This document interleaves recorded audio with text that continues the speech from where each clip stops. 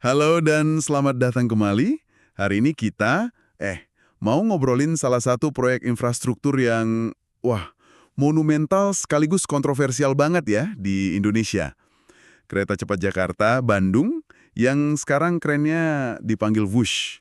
Udah diresmin Oktober 2023 lalu, katanya sih yang pertama di Asia Tenggara. Betul, yang pertama memang. Nah, sumber kita kali ini ada analisis kritis yang cukup tajam nih. Benar-benar membedah proyek ini dari akarnya lah ya, sampai nanti dampaknya gimana ke depan. Jadi, misi kita bareng Anda nih, mau coba gali intinya, kenapa kok janji awalnya A, belakangan jadi B? Dan sebenarnya ada apa sih di balik proyek begah ini? Kenapa ini penting buat kita obrolin?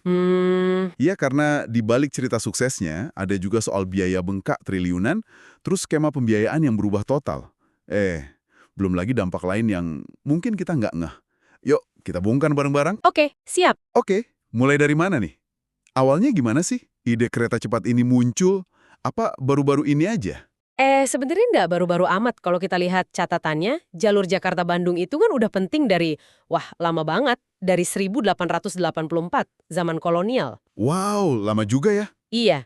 Nah, ide modernisasinya jadi kereta cepat itu udah mulai ada di era Presiden SBY sekitar 2009-2012 gitu. Jadi ya kayak nerusin mimpi lama lah biar koneksinya lebih cepat. Mimpi lama yang terus dapat angin segar di 2015 gitu ya?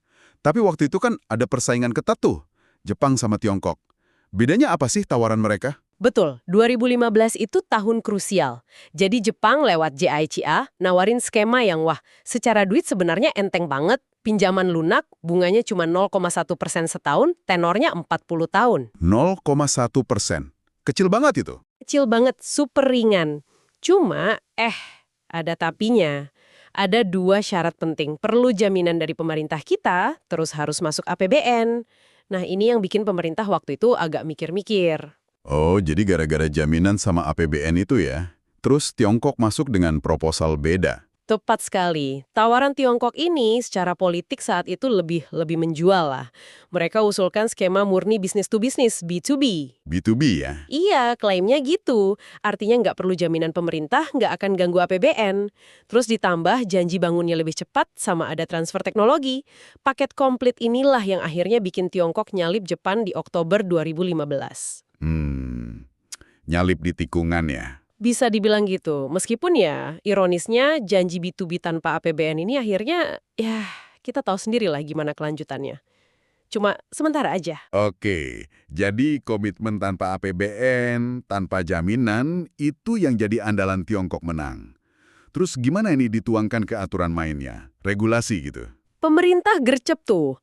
Proyek ini langsung dikasih status proyek strategis nasional, PSN, lewat Perpres nomor 3 tahun 2016. Oh, PSN. Biar lancar gitu ya? Iya, biar dapat prioritas, karpet merah lah istilahnya. Urusan izin lebih gampang, dan lain-lain. Tapi dasar hukum utamanya apa dong yang spesifik buat proyek ini? Fondasinya itu ada di Perpres 107 tahun 2015. Nah, Perpres ini yang secara resmi nunjuk konsorsium BUMN kita yang dipimpin PT KAI buat garap proyek ini bareng Tiongkok. Dan yang paling penting nih, Apa tuh? di pasal-pasalnya itu jelas banget ditegaskan nggak ada dukungan APBN, nggak ada jaminan pemerintah. Ini kayak benteng pertahanan awalnya gitu. Sayang banget akhirnya jebol juga. Jebol ya, karena masalah klasik megaproyek biayanya bengkak. Nah, pas krisis biaya ini, gimana regulasi ngeresponnya? Ini pasti momen genting banget. Genting dan ini titik balik yang paling banyak disorot sih. Pas biaya udah nggak karuan bengkaknya, pemerintah keluarin Perpres 93 tahun 2021. Ini bukan sekedar revisi kecil loh. Bukan revisi kecil, maksudnya? Ini mengubah total aturan main Perpres 107 tadi. Bener-dengar diubah di tengah jalan. Diubahnya gimana tuh spesifiknya? Apa yang tadinya haram jadi halal gitu? Perpres 93 ini, blak-blakan aja, membuka pintu buat APBN masuk. Lewat apa? Lewat PMN, penyertaan modal negara, disuntik ke PT KAI. Kan KAI ketua konsorsium BUMN-nya buat nombokin kekurangan modal gara-gara biaya bengkak itu. Wow, jadi APBN akhirnya turun tangan. Gak cuma itu, Perpres ini juga ngasih izin pemerintah buat ngasih jaminan kepinjaman tambahan yang dibutuhin KAI. Jadi intinya negara akhirnya cawe-cawe finansial buat nyelamatin proyek yang awalnya dibilang bisnis murni. Ini contoh ya, gimana regulasi itu reaktif ngikutin krisis bukannya mencegah dari awal pakai perencanaan mateng. Oke, oke. Sebelum kita dalamin soal biaya nih, mundur dikit yuk. Kenapa sih pemerintah ngebet banget bangun Wush ini? Alasan resminya kan udah jelas ya. Atasi macet lah, transportasi modern, dorong ekonomi. Tapi analisis yang kita pegang ini kayaknya punya pandangan lain ya soal urgensinya. Iya, analisis ini cukup kritis soal itu. Salah satu temuan kuncinya, Wush ini dikategorikan sebagai proyek mercusuar, prestige project. Project Mercusuar. Maksudnya gimana tuh? Artinya nilai simbolisnya jadi yang pertama di ASEAN gitu kan, itu kemungkinan dianggap lebih penting daripada hitung-hitungan untung rugi yang rasional. Ini ciri khas apa ya, developmentalisme gitu.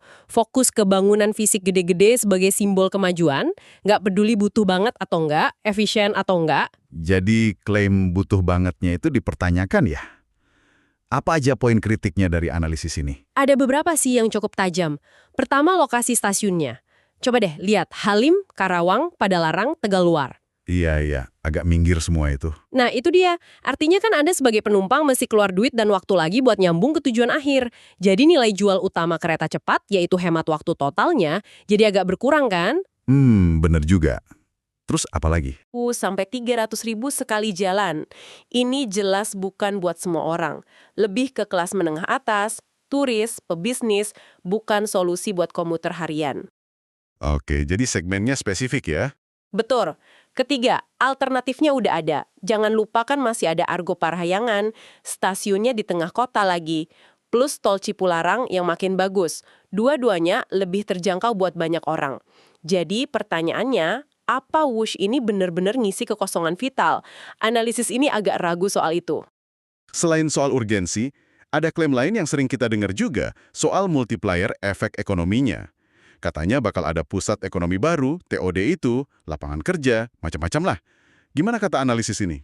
Klaim itu juga dikupas tuntas. Ada beberapa catatan penting nih. Apa aja tuh? Soal ketergantungan impor, teknologi utamanya, material pentingnya, bahkan tenaga ahli spesialis di awal-awal itu banyak dari Tiongkok. Oh, jadi nggak banyak pakai produk lokal ya? Nah, itu dia.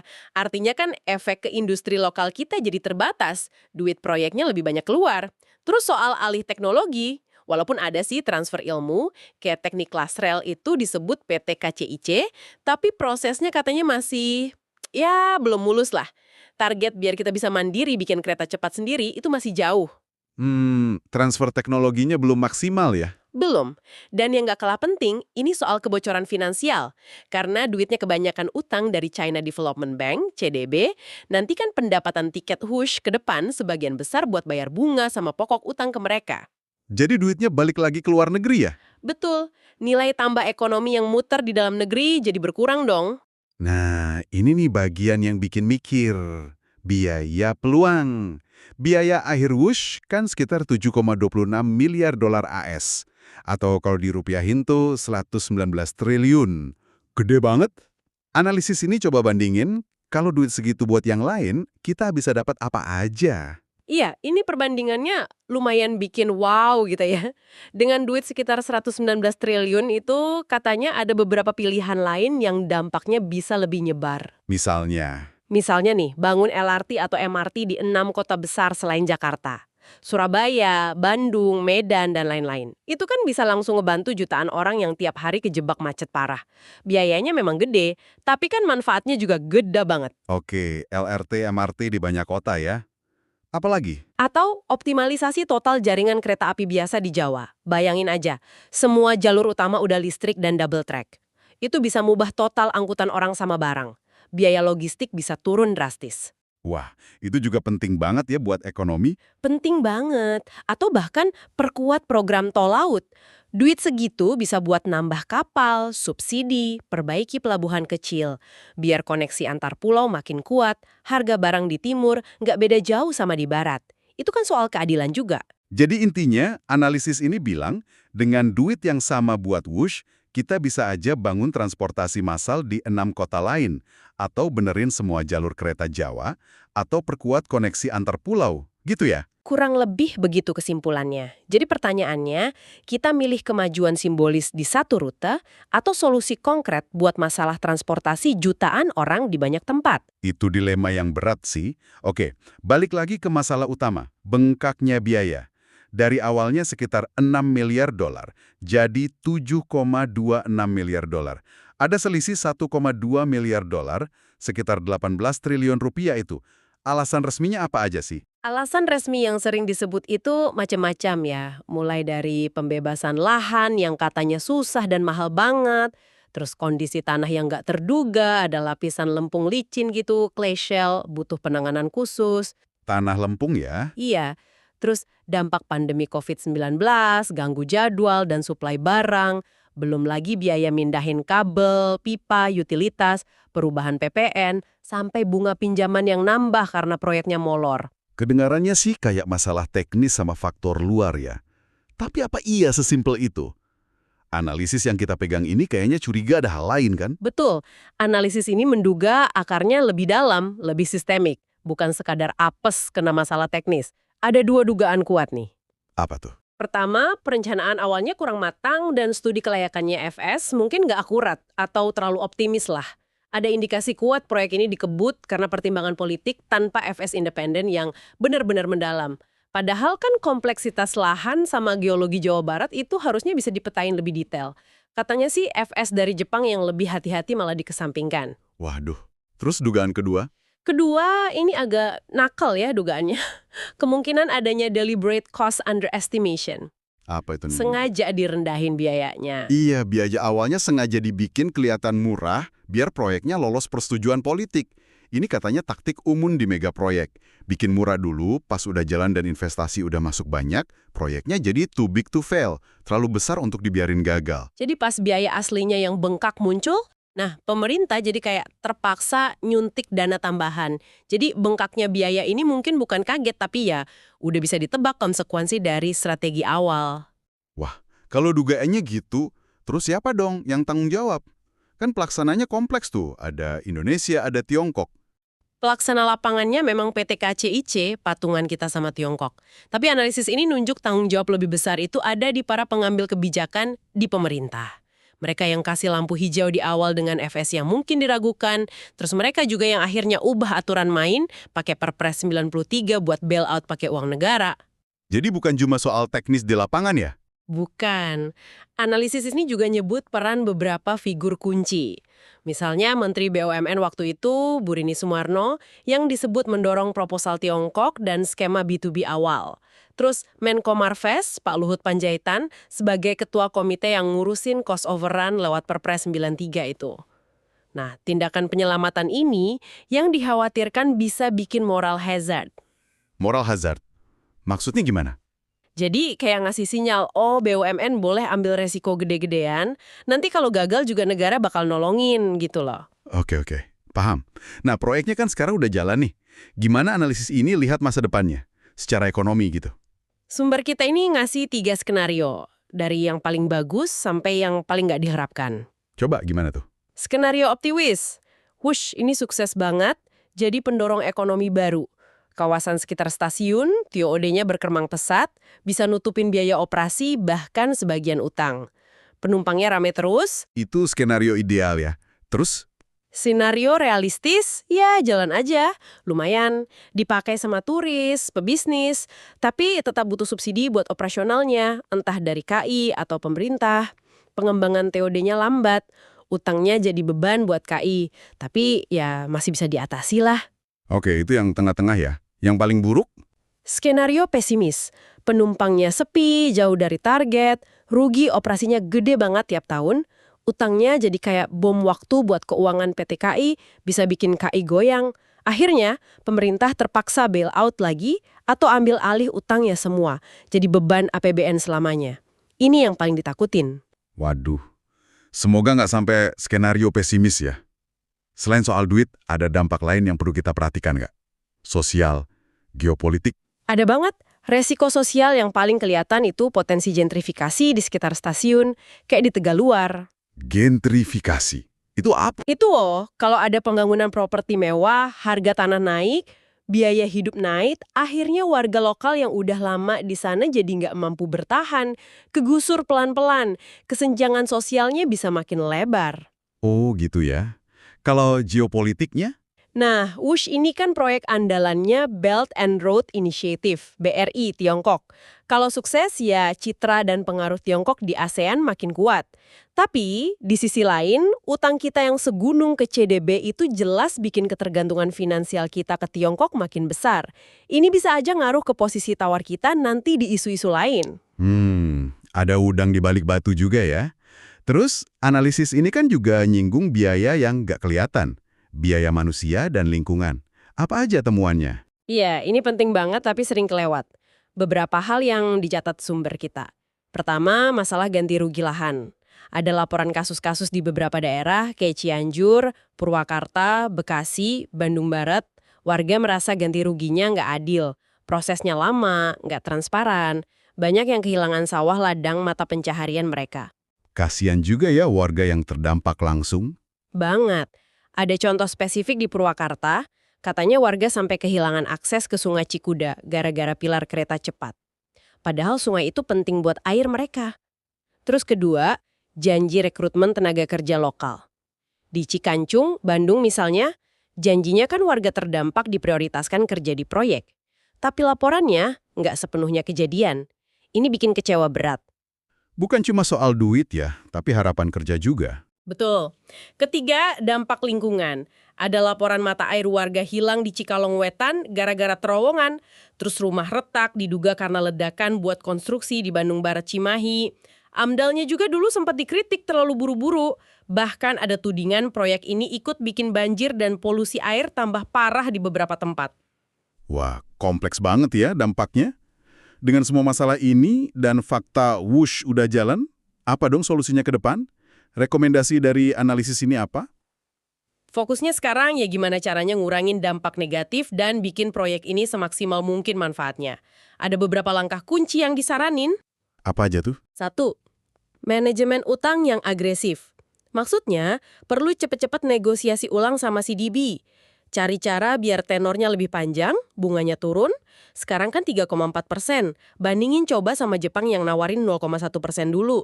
Atau bahkan mungkin bisa nggak sebagian utang diubah jadi saham, debt to equity swap, biar KAI nggak terlalu berat nanggungnya. Oke, nego utang ya. Terus? 2. Maksimalkan pendapatan non-tiket. Jangan cuma ngandalin tiket. Pengembangan TOD kawasan properti, toko, kantor di sekitar stasiun itu harus digenjot. Biar ada pemasukan lain. Mungkin perlu badan khusus buat ngurusin ini biar fokus. Jadi, manfaatin lahan sekitar stasiun ya. Betul. 3. Tingkatkan konektivitas last mile. Akses ke stasiunnya harus gampang dan murah. Perlu ada feeder atau angkutan pengumpan yang bagus, terintegrasi dan mungkin perlu disubsidi juga. Kerjasama pusat sama daerah. Biar orang gampang nyampe stasiunnya. Masuk akal. Ada lagi? Ada, dan ini yang paling mendasar buat jangka panjang. Reformasi tata kelola mega proyek nasional. Analisis ini nekenin banget perlunya lembaga independen. Lembaga independen buat apa? Buat ngaji kelayakan semua proyek strategis nasional sebelum disetujui secara politik. Lembaga ini harus independen, nggak bisa diintervensi politik, transparan, hasil kajiannya harus dibuka ke publik, biar keputusan bangun proyek triliunan itu benar-benar pakai data dan analisis, bukan karena keinginan sesaat aja. Wah, itu ide bagus sih, biar nggak kejadian lagi kayak gini. Terus, ada nggak sih satu momen kunci di masa lalu yang kalau keputusannya beda, mungkin ceritanya nggak kayak sekarang? Ada, analisis ini nunjuk ke tahun 2015 itu. Kalau aja waktu itu pemerintah nggak nurutin jadwal yang buru-buru dan mewajibkan ada studi kelayakan sama analisis biaya manfaat yang benar-benar independen, komprehensif, dan hasilnya dibuka dulu ke publik sebelum milih mau kerja sama siapa. Jadi kalau studinya bener dulu gitu ya? Iya, kemungkinan besar studi yang jujur itu bakal nunjukin biaya aslinya jauh lebih gede, risikonya banyak banget, dan secara bisnis mungkin nggak sekeren kedengerannya dari awal. Nah ini bisa aja bikin pemerintah negosiasi ulang, cari opsi lain yang lebih masuk akal atau bahkan batalin proyeknya. Mungkin negara bisa selamat dari jebakan utang dan kontroversi kayak sekarang ini. andai yang cukup signifikan ya. Jadi itu dia ya penelusuran kita soal kereta cepat Wush berdasarkan analisis kritis yang kita bahas. Mulai dari ambisi modernisasi, terus pilihan mitra yang penuh intrik geopolitik, janji B2B yang akhirnya pakai APBN juga, sampai ke beban utang dan dampak sosial lingkungan yang nggak kelihatan. Iya, proyek ini jadi studi kasus yang, wah kaya banget lah pelajarannya soal perencanaan megaproyek. Ngingetin kita betapa pentingnya studi kelayakan yang benar, transparansi, sama mikirin matang-matang soal biaya peluang. Pertanyaan buat kita semua mungkin gimana caranya ke depan kita bisa lebih bijak nyeimbangin ambisi bangun sesuatu yang hebat secara simbolis sama kebutuhan nyata masyarakat dan kemampuan keuangan negara. Nah, sebagai penutup nih, ada satu pemikiran buat Anda bawa pulang. Kalau ide soal lembaga independen buat ngaji semua PSN itu beneran jadi kenyataan, kira-kira ini bisa jadi titik balik nggak ya? Supaya keputusan bangun infrastruktur triliunan nanti benar-benar berdasarkan kebutuhan publik yang paling mendesak, bukan cuma karena gengsi atau momentum politik aja. Coba deh Anda bayangin, apa bedanya ya kalau mekanisme kayak gitu udah ada sebelum Wush ini diputusin? Sesuatu untuk Anda renungkan. Terima kasih banyak sudah menyimak eksplorasi kita kali ini. Sampai jumpa di pembahasan berikutnya ya.